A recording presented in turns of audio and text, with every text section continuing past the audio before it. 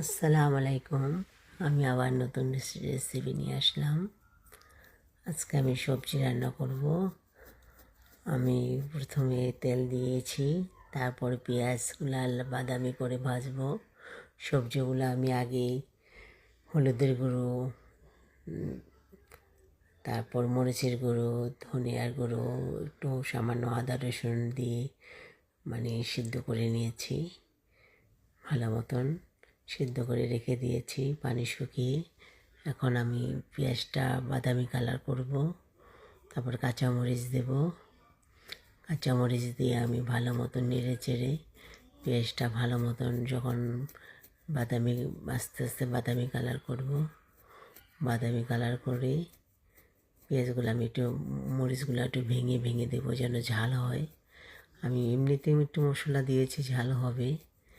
আর বাচ্চারা এরকম সবজিতে ঝাল খেতে চায় না। বাচ্চা কেন কেউ এই সবজিতে তো ঝাল খাওয়া যায় না, তাই আমি পেঁয়াজগুলোকে বাদামি কালার করছি। বাদামি কালার করে তারপর আমি সবজিগুলো আস্তে আস্তে ঢেলে দেব। বাদামি কালার হলে পর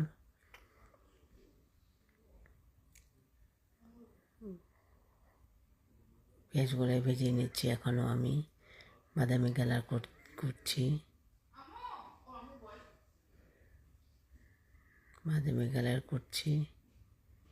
একটু লাল হলে পেঁয়াজগুলো বাদামি কালার হলে একটু ভালো লাগে খেতে। তারপর আমি সবজিগুলি দিয়ে দেব। সবজিগুলি দিয়ে আমি ভালো মতো নাড়াচাড়া করে যখন সবজিগুলো সব দেওয়া শেষ হয়ে যাবে, তখন ভালো করে নেড়ে চেড়ে আমি ভাজা ভাজা করব। কোনো পানি থাকবে না, একদম শুকনো থাকবে। আর লবণ আমি দেখেছি, লবণ ঠিক মতন দিয়েছি।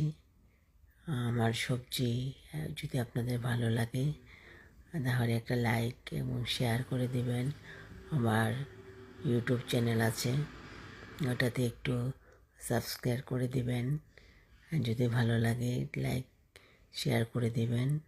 আপনারা ভালো থাকবেন, আমার জন্য দোয়া করবেন। আসসালামু আলাইকুম, আল্লাহ হাফিজ।